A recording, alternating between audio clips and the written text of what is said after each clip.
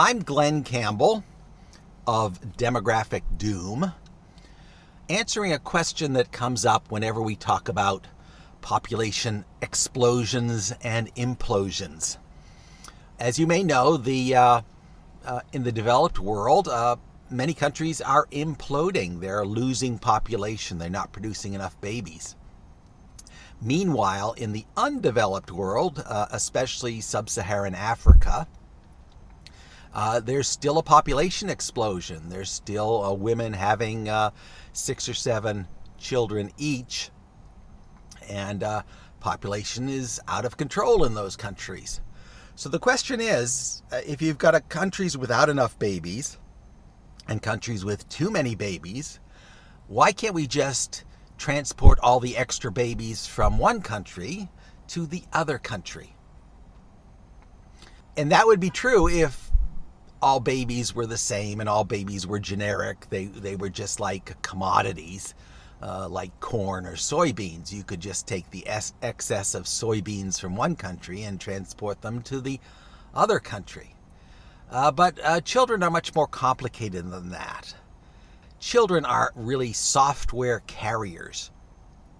And what you're doing when you produce a child is you're not just birthing the child, you are training the child. You are programming the child in your particular culture, your national culture and your family culture. So if you take grown people from Nigeria, adults from Nigeria, and you transport them to France, well, they're not programmed for France. They're programmed for Nigeria. And if you take adults and you bring them from Nigeria, indiscriminately from Nigeria to, say, Paris, well, they're not equipped to deal with Paris. And what they do instead is they group together in enclaves in the suburbs of Paris, where they associate only with other Nigerians. And this is not good for France, because what France is essentially doing is just transporting Nigeria to France. So you have little pockets of Nigeria developing in France, and all the problems of Nigeria are just being transported to France without helping France any. What France needs is more French people. And if you just indiscriminately transport people from another country, you're just bringing that country and all of its problems to your country without addressing your country's problems. And this is a real life problem in the suburbs of Paris, where various countries, other countries, form enclaves. These are poor places that soak up the resources of the French government. There's a lot of welfare cases, for example, in these enclaves, and there's a lot of tension, cultural tension between the enclaves and the rest of France. So it would be discriminatory to say, for French people to say, well, we're a white country, we don't want brown people here. That is racial discrimination. It is not so discriminatory to say, well, we are French people and we don't want non-French people here. It's kind of that's kind of a bigoted way of talking about it.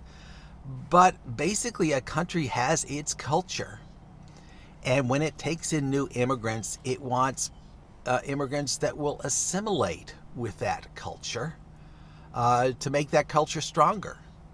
America, for example, is always known as a melting pot. At least before the Trump era, America was known as a melting pot, a place that takes in cultures from all over the world and melts them into its own culture, melds them into its own culture. And America has traditionally been very strong because of it, because it can take a lot of different cultures and mold them into one. But that's not what's happening in the suburbs of Paris.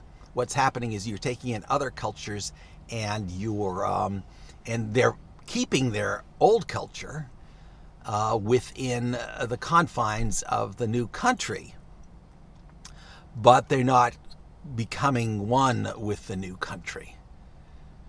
So that's the limitation on immigration. It's not just how many bodies you can take in. If France wanted to open its borders right now, it could take in millions of refugees, millions of new immigrants instantly, because there's lots of places that are worse off than France. The real question is, how fast can you integrate them, assimilate these new people into your culture? So indiscriminately bringing adults from a desperately poor country to a rich country doesn't necessarily help the rich country, because you've got people who have learned their life skills in desperate poverty. They've learned skills that work within that environment, but those skills don't work in a different kind of environment, the developed world, the rich world environment. And they're completely lost when they come into this environment. And they're a problem for the government. They bring costs to the government.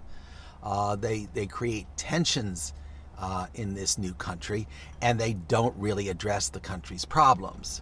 The country's economic problems, for example, are that there are too many people retiring and not enough workers coming online to support these retired people, support all the pension systems. And if you're bringing in desperately poor people from one country to another, these people are not going to contribute, at least immediately, they're not going to contribute to the pensions crisis, because they're going to be on welfare, they're going to be on government support instead of making a lot of money and producing a lot of taxes. So what the countries do instead is they try to skim off the most talented people from desperately poor countries.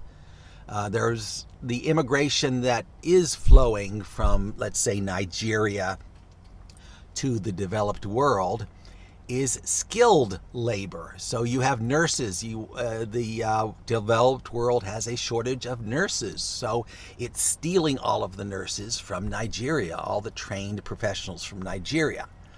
And that's great for the receiving country. It's horrible for the donating country, which is losing its best talent. It's almost like the slave trade of the 1800s. You have the superpowers coming to Africa every once in a while and taking all the strongest bodies and bringing them to America or wherever. And that's we're not doing the same thing now. We're not bringing people unwillingly from Africa to America, but we are skimming the best talent from Africa and bringing it to America. And that's great for America. It's bad for Nigeria. And there's a limited amount of talent you can skim off of Africa before you just run out of it. You're pulling all the resources out of Africa, and you're making Africa weaker, and ultimately those resources are going to run out. So why not take the babies? Why can't we just, Nigeria is producing so many babies, why don't we just grab all the babies, adopt all the babies, and bring them to France, and then we can acclimate them to France? Well, the problem is France doesn't have a baby shortage so much as it has a parent shortage. Anyone can produce a baby on demand. That's not hard. The problem is we don't have enough parents in France to raise the babies that we may adopt from a poor country. So the most extreme example would be Japan. Japan is losing almost 500,000 people a year. Japan is collapsing. But Japan can't bring in people from other countries, can't bring in people from Africa. First of all, Japan is very opposed to immigration because Japan wants to preserve its Japanness. Rightly so. You take immigrants from Africa, first of all, they do not speak Japanese. And as anyone who has not grown up in Japan is going to have great difficulty learning Japanese. It's just it's like hieroglyphics. It's extremely difficult, and in fact, for uneducated people who grew up in a poor country, it is virtually impossible. So Japan could open up parts of its territory to Nigerians, but it would just turn into Nigeria that happens to be located in Japan, and we would have all the difficulties of Nigeria would be right there in Japan. So the point is, there's no easy solution. If a country cannot produce enough babies and cannot steal other people's talent, then that country is going to die. It is going to collapse. And immigration is a short-term solution. It is a limited solution. It's not going to solve your country's problems, because babies are not simply commodities. They are trained computers. It's like a baby is a computer. It is born with certain hardware, but then you have to fill it up with software over the course of its childhood, starting very early, and then you have a productive citizen. If you don't have an opportunity to program your this baby, this computer, then you do not have productive citizens.